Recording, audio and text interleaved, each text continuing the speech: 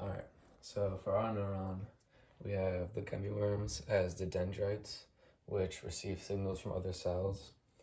And then the nerds around the neuron are the neurotransmitters. And then our fruit roll-up is in a ball, and that's our neuron, which controls the entire neuron, or nucleus, which controls our entire neuron. And then we have the soma around it, which organizes and keeps the cell functional.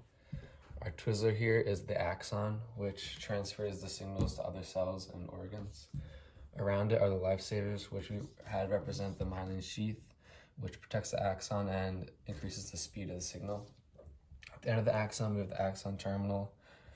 And then at the end of that axon terminals are the terminal buttons. The axon terminals form connections with other neurons, and the terminal buttons release the neurotransmitters into other neurons.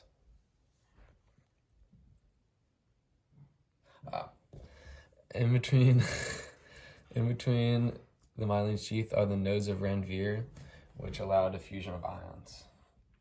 As you can see up here, we were in the resting potential, but now we have moved on to the action potential, where the neurotransmitters jump across the synaptic gap to the dendrites to transmit the message to the next neuron.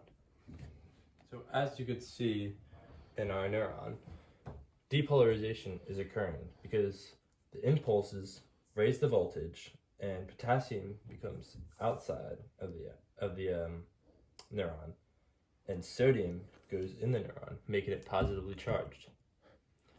After the neurotransmitters are sent across the synaptic gap, there are some left over, and in this process, reuptake occurs, and the neuron absorbs the leftover neurotransmitters. Also, there is the all or none principle, which means that the neuron will either fire at full potential or will not fire at all.